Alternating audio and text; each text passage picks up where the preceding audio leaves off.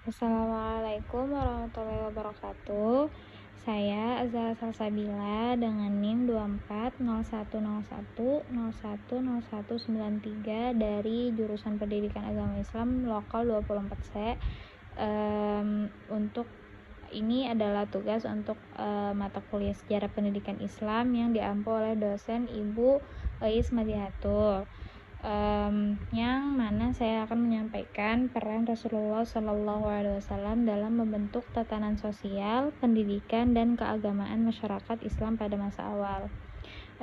Yang mana pada masa itu Rasulullah SAW membawa perubahan besar bagi masyarakat Arab yang sebelumnya hidup dalam masa jahiliyah.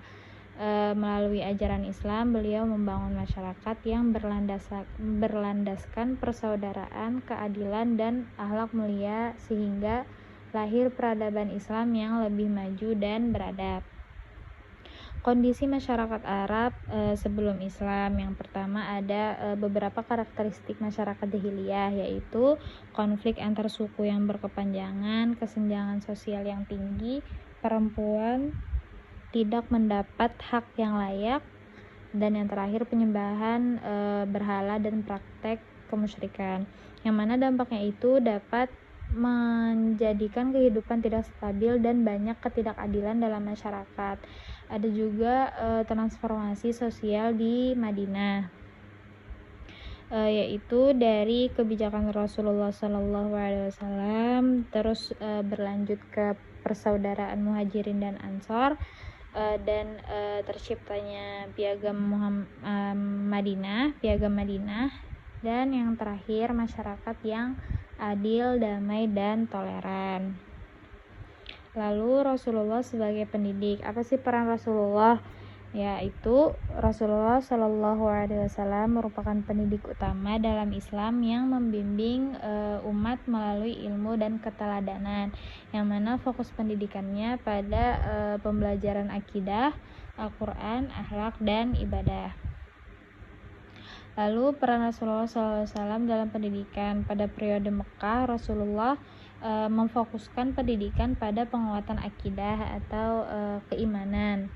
Setelah hijrah ke Madinah, pendidikan yang disampaikan oleh Rasulullah berkembang lebih terbuka dengan masjid sebagai pusat pembelajaran melalui keteladanan dan pengajaran yang sistematis.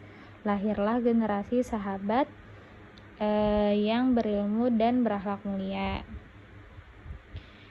Lalu ada dalilnya dalam Quran surah Al-Ahzab ayat 21, yang artinya sesungguhnya telah ada pada diri Rasulullah itu suri tauladan yang baik bagimu. Nah, lalu yang pasti peran Rasulullah SAW dalam keagamaan, yang mana Rasul diutus oleh Allah Subhanahu Wa Taala menjadi nabi dan rasul pada zaman itu untuk mengajak masyarakat meninggalkan penyembahan berhala dan kembali pada ajaran tauhid, yang mana memang sangat melampaui, sangat menyimpang sampai diberikan istilah zaman jahiliyah.